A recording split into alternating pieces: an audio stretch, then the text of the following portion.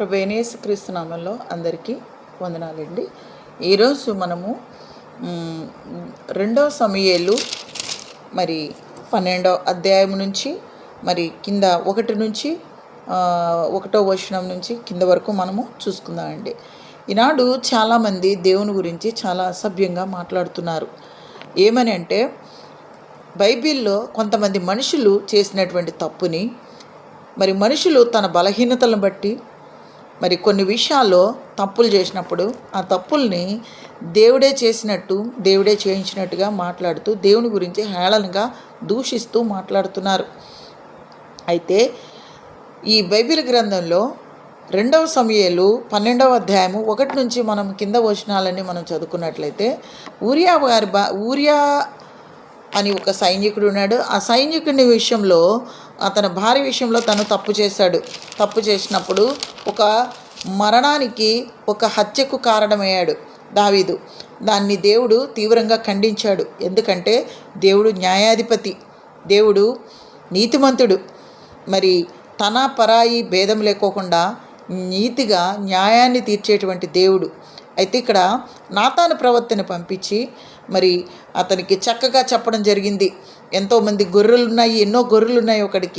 ఒక దరిద్రుడికి ఒక్కటే గొర్రె కొనుక్కున్నాడు. దాని ఎందుకు చక్కగా చూసుకుంటున్నాడు. ఆ గొర్రెను తీసుకొని వెళ్ళిపోయి వేరే వాడు తీసుకున్నాడు.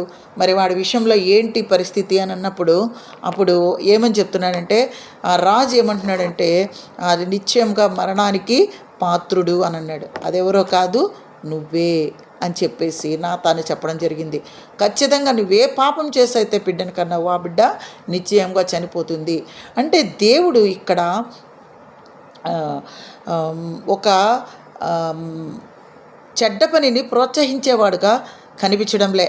దేవుడు చెడ్డ పనిని ఖచ్చితంగా ఖండిస్తాడు. దేవుడు న్యాయాధిపతి.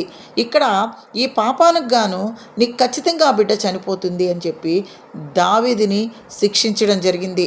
దావీదు ఎలా తన బ్రతుకున్నన్ని దినములన్నీ తను రాజ్యమైతే ఏలాడు. అయినా కానీ తన బిడ్డలతోటే చాలా ఇబ్బందులు పడి తన ముసలి వయసులో తను చనిపోవడం జరిగింది. దేవుడు నా హృదయానుసారుడు అనేసి అని అన్నాడు దావీదుని. అయినా కూడా దావీదు విషయంలో దేవుడు శిక్షించక మానలేదు. కానీ దావీదు మళ్ళీ హృదయాన్ని మార్చుకొని దేవుని వైపు తిరిగి, ప్రవ్వా నీ జీవ గ్రంథములో నుంచి నా పేరును తుడిచివేయబెట్టద్దు, నేను ఒక్కసారికి నన్ను క్షమించు, ఇంకెప్పుడు నేను తప్పు చేయను, నీ జీవ గ్రంథంలో నుంచి నా పేరును తుడిచివేయద్దు అని చెప్పి దేవుని బ్రతిమలాడుకోవడం జరిగింది. దేవుడు క్షమించడం అయితే క్షమించాడు, కానీ శిక్ష అయితే అనుభవించడం జరిగింది. అందుకే మనము ఏ తప్పు చేసినప్పటికీ కూడా భూమి మీద దాని ప్రతిఫలం మనం అనుభవించాల్సిందే. మనం ఈరోజు బాగుంది అనుకుంటాం, తప్పు చేసినప్పుడు చాలా సంతోషపడతాం, దాని యొక్క ఫలితాన్ని చాలా బాగా ఆనందిస్తాం. కానీ ఆ ఫలితము మనం భూమి మీదే అనుభవించి వెళ్ళాలి అనేసి బైబిల్ గ్రంథం చెప్తుంది. తప్పు చేసే ప్రతి ఒక్కళ్ళు మనము ఈ భూలోకంలోనూ అనుభవించాలి.